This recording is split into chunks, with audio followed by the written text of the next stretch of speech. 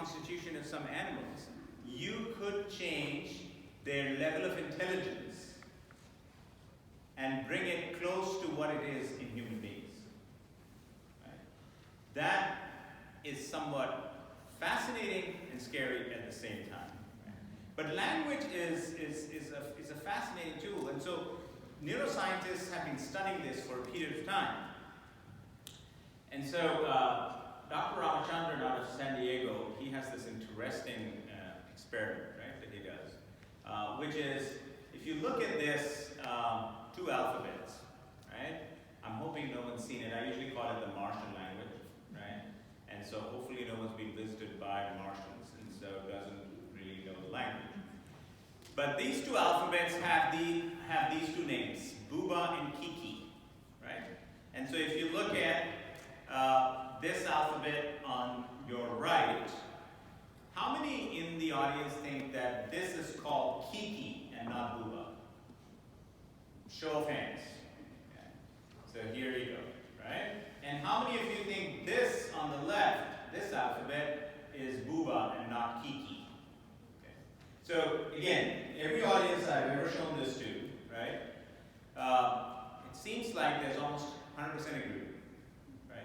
And I'm sure maybe one or two might have been visited by Martians, but not more than that, right? And so a completely alien language appears to be making sense to people.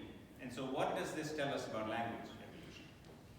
So Charles Darwin, the troublemaker who was there, especially state south of us, it would be really terrible to say this word, but Charles Darwin was also a very, most of his theories came out of observation. Okay. What do I mean by that? He just observed animals. He didn't do any genetic studies on them. So one of the other things he observed was these scissors, right? A pair of scissors when you use them. And he found that when you use a pair of scissors and you're opening and closing those scissors, your jaw clenches and releases. So you move your mouth, mirroring your hand.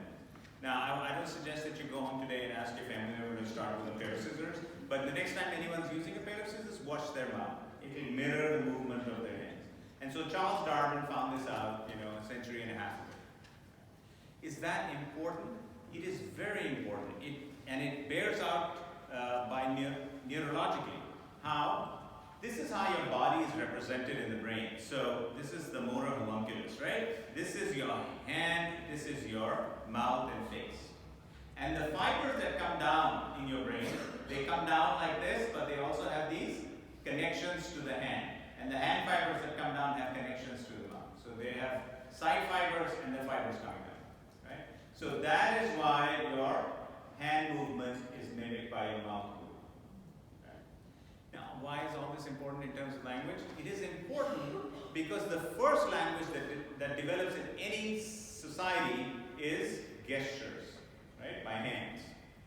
And what has been found is that your hand gestures are then mimicked by your mouth. And so there is a connection there. What is the connection?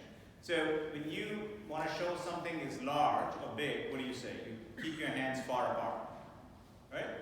And when you say the word large, your lips are far apart, right? And this is true across languages on this planet. The second is when you say, let's take a non-American example, the British, right? When they say something is teeny weeny, right? They mean something is really small. Right?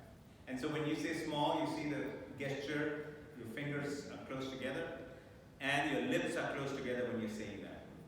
So neuroscience is beginning to define how language evolved from gestures to this, and it has a basis in your brain.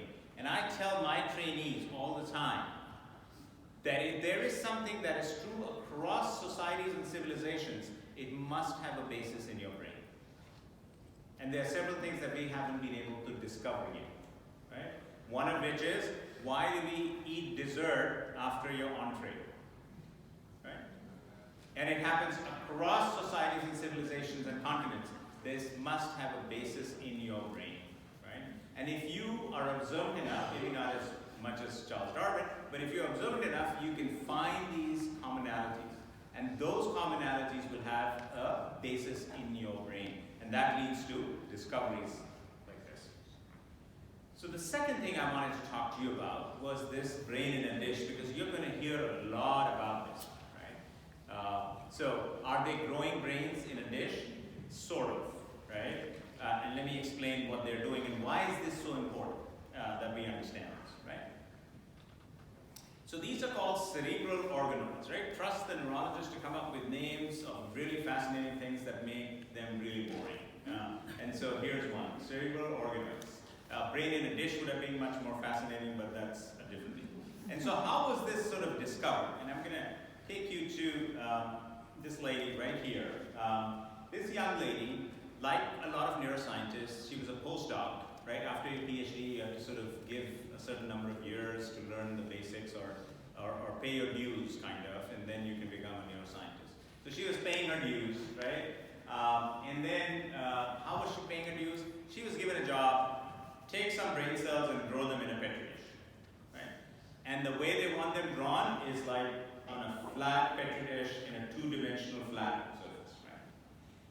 And so she wasn't the first one to observe this, but when she tries to grow these brain cells, they clump up in a three-dimensional structure, right? And so what has every other neuroscientist done till date? They have thrown them away and then tried to force them to grow in a two-dimensional flat. But she was much brighter than that. She said, this is fascinating that it's growing in a three-dimension. I'm going to just let it grow, and I want to see how this happens. And she found that it does keep growing in a three-dimensional pattern. But then as it keeps growing, the inner cells die off because they're not getting any nutrients, right? As opposed to our brain, when it is developing, it has these blood vessels that go and deliver the nutrients, right?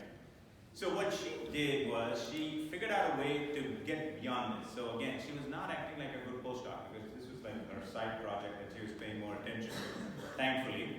So what did she do? She grew the brain. So how do you grow brain cells? Do you take brain cells out of people? No. You take some skin cells, skin fibroblasts, right?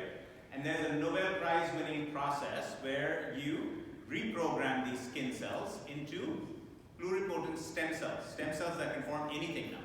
So you take skin cells and you can make them into stem cells that can form anything now, right? And the Japanese scientist who actually discovered this got a Nobel Prize for this particular work.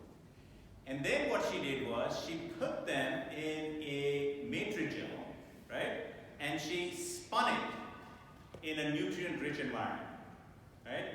And what she then discovered was that they grow and they form a brain. A 9-week-old fetal brain is fully formed by this technology. Right? So literally now you have a brain in a dish. It's not an adult brain, fortunately, but it's a 9-week-old human brain that has been formed.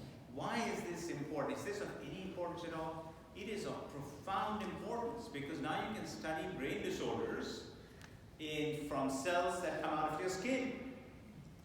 Right? You can try medications on this. You can figure out what's wrong with it and how can we make it right. Right? Now, one problem that has come about just in the last few months, right, is that two groups that have been growing this brain, one at Johns Hopkins and one at MIT, they have been able to record brain waves from these 9-week-old brains. Right? So they're actually recording EEG from these brains. Now the question is this a live person? Because where are you a person in your body? You know, I can say this because I'm hoping not many of the other specialists are around. But it's not your heart. You don't live in your body in your heart, right? Because you can do a heart transplant, it doesn't affect anyone. We can do a liver transplant, a kidney transplant, a small bowel transplant. We can transplant everything you can think of, except your brain. Why? Because you, as you understand yourself, live in your brain. All your memories, your relationships, your abilities, everything is in your brain. Right? So if brain is the structure that gives you your identity, a brain that has brain waves, that means there's electrical activity as it is happening. Is that a live person or is that not a live person? So the ethicists are having a field day with this right now as to what is going on. But science is progressing at this point in time. And so they've already started to use this in autism research, in epilepsy research, and in dementia research. As our two dementia speakers told you, let me give you one more statistic. If by 2050 we do not find a cure for dementia, dementia by itself will render our nation bankrupt. Just by itself is going to render our nation bankrupt. Right? So this is becoming a huge deal. And the question is, why does the brain stop at 9 weeks? Can we make it grow further? So there are new growth factors that they have now studied, which is actually progressing. So just in the last, I would say 16 days ago, there was a new study in terms of 16 days where they've been able to prevent that arrest of growth at 9-week brain and make it grow even further. Right? So this is going to profoundly change the way we practice medicine today, and particularly neurosciences today, because this brings in a lot of things that we thought were never possible, and they're in the realm of possibility now. They've studied it in microcephaly, right? Microcephaly is a small head with a small brain, and what they found is that in this developing brain, if they induce the same genetic abnormality, the brain is much smaller. But the exciting part is that they have been able to genetically reverse that, and then the brain grows up to be a normal brain. Okay. So we are now able to play with the brain in a manner we have never been able to play with it before. Okay.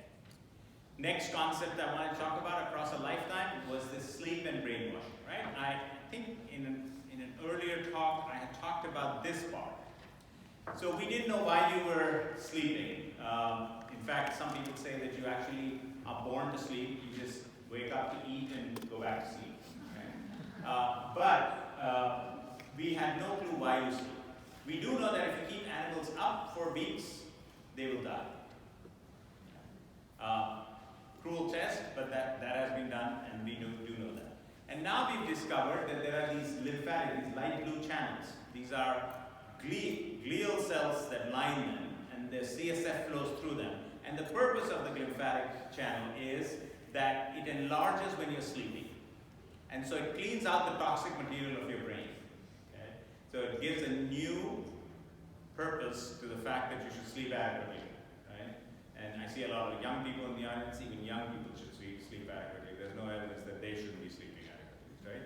So it's like brainwashing, literal brainwashing during your sleep time. Right? They even injected beta amyloid into these animal brains, and they found that this lymphatic system, when it's working appropriately, just cleans out that beta amyloid which you find in Alzheimer's dementia. Right? So clearly, it is a very effective thing.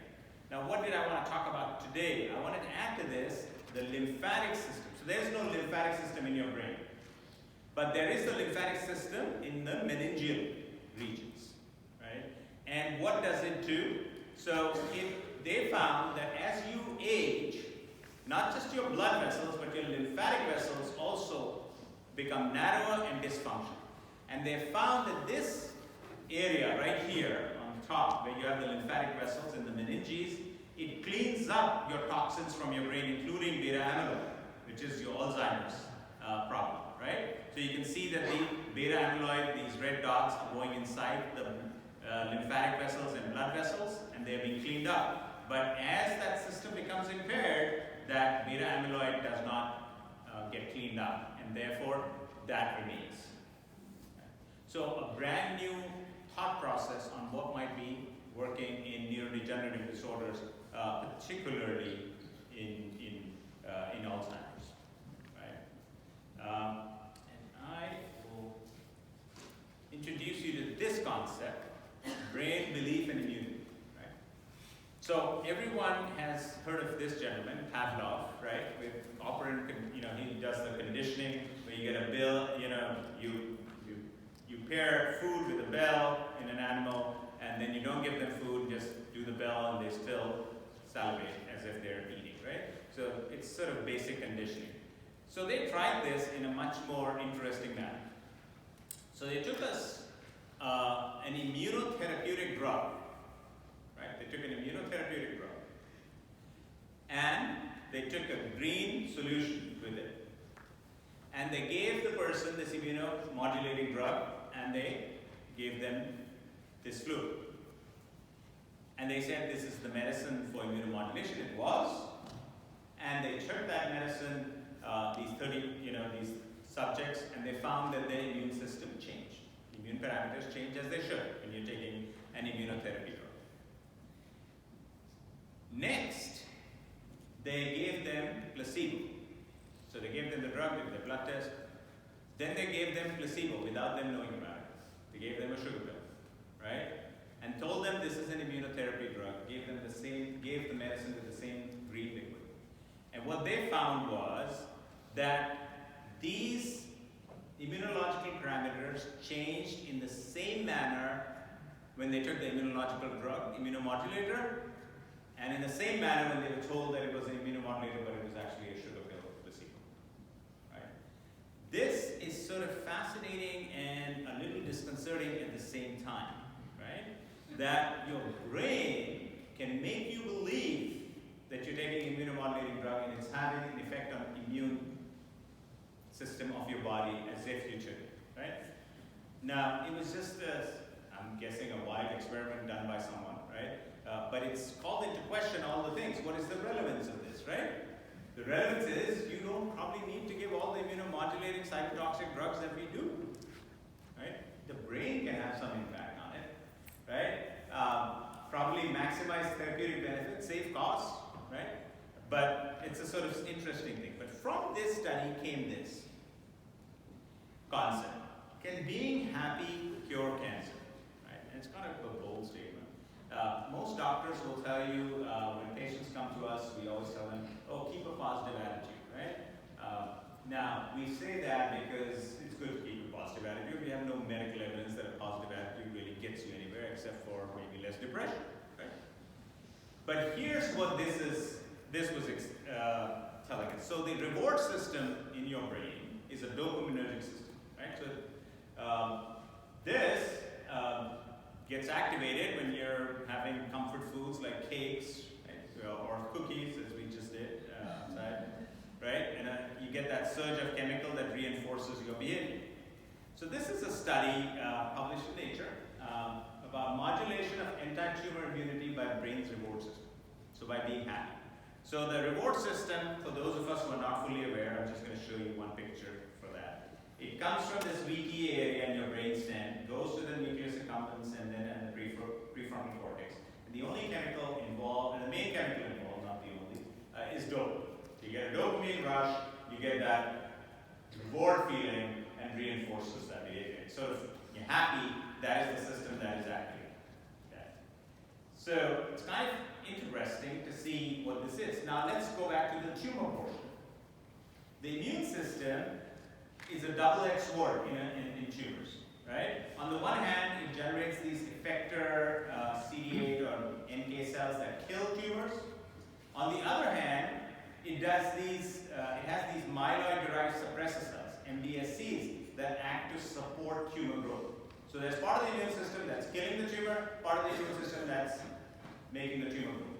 And the MDSC is that. And what they found is that activating the brain's reward system, this system that I just showed you about, disables these pro-tumor MDSCs. So as you're happy, your brain is disabling the MDSCs, the myeloid depressor DSCs, which is a pro-tumor thing. Right? And then, obviously, we were not going to be convinced just by that. So they took animal models and implanted cancer cells in them. And for 2 weeks, because in animals we can put a little electrode and stimulate the reward system as much as we want, right? We don't have to make them happy. We can just induce happiness by electrode, right? Soon, I can tell you that might come for human beings too, right? We don't have to induce it with a needle in your brain, but by transcranial magnetic stimulators, that can happen too. So in the mice, they implanted this cancer, caused this cancer, right, at a certain size, and they, for 2 weeks, in one half of those animals, they stimulated and made them happy. The reward system was stimulated. In the other half, there was no such thing. And they found that just in 2 weeks, their tumor was 40 to 50% smaller than the one who did not have the reward system stimulated. Right? So literally being happy and stimulated in that way changed their tumor size by 50%. Right? So eventually we are learning that the brain literally controls everything, including potentially the size of your tumors in cancer. We have never known about these things ever before, but now we are learning them through this process that I talked to you about. And lastly, let me talk about, as I said, brains through the ages, is evolution of civilizations and societies, right? How can neuroscience explain that? And that comes out of this concept of mirror neurons. So till a few years ago, I don't think we had heard of mirror neurons, right? And it was discovered, like a lot of things in neuroscience, by serendipity, right? We rarely ever go out to discover something and discover it and it becomes a great thing. We usually discover it by accident. And so this was a major discovery by accident. This was in a European lab. We had a chimpanzee. They put electrodes on the surface of its brain, and they wanted to see the sequence of their activation when they move their arms, right? Not the most exciting part of things for non-neurologists, right? And what they did was that at the end of the study, they had this postdoc in the lab, right, as they explain it, wasn't doing much for the whole day. He literally did nothing. And that's not good for your job security if there's a whole experiment for the whole day and you weren't required to do anything there, right? So he wanted to make himself useful. So the chimpanzee is still there. The electrodes are still on the surface of his brain. The task that he was doing was picking up an object and putting it here. Right? That's what the chimpanzee is doing. And so what did they find? So now the electrodes are still there. The chimpanzee is doing nothing. This postdoc picks this up and puts it here. Right? And the same brain cells got activated as had gotten activated when the chimpanzee was performing this action itself. Right? And that's when this was discovered, that you have these mirror neurons in your brain which actually get activated if you see someone else do the task. So if you do the task, the cells get activated. Someone else does the task, these cells get activated. Right? What would be the purpose of this? The purpose of this is how you understand the intention of another person's action. So you understand that I'm picking this up to maybe use it to speak rather than to throw it at you, right? Because then you'd be taking evasive action at that point in time. This is the basis of all human learning. When you are teaching someone how to play the violin, you don't give them a PowerPoint presentation, right? You actually show them how to play the violin. Why? Because that is activating the mirror neurons and therefore facilitating learning. Right?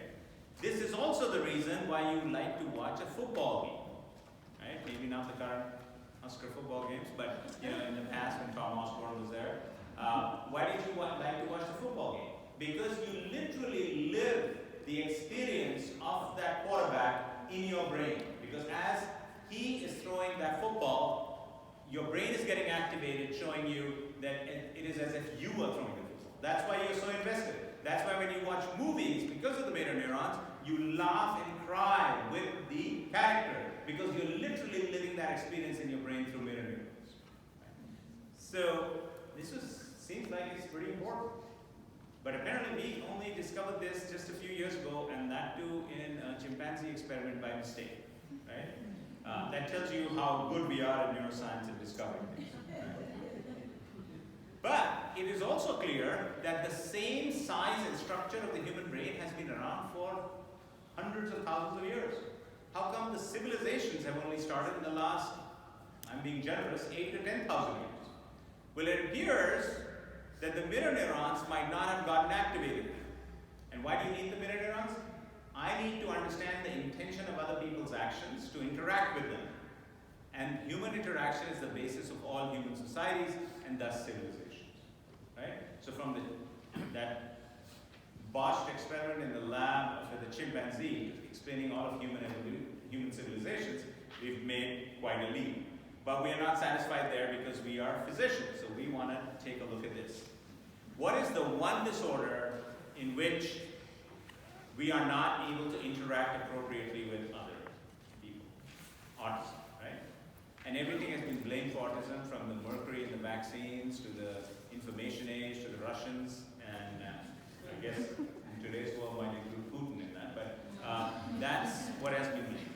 But in this study, what they found, and there's been a follow-up study that has confirmed this, that in autistic children, the size of the mirror neurons is much smaller than in normal controls, age-matched controls, right? It will make sense, because this is what you need for human interaction, and if this is not the normal size, you would have less ability to understand others' intentions and therefore interact. So, I am definitely going to stop because my red light is shining right here. So I want to thank you all for coming, and we'll have our panel discussion, and I see that we have a lot of questions. Thank you.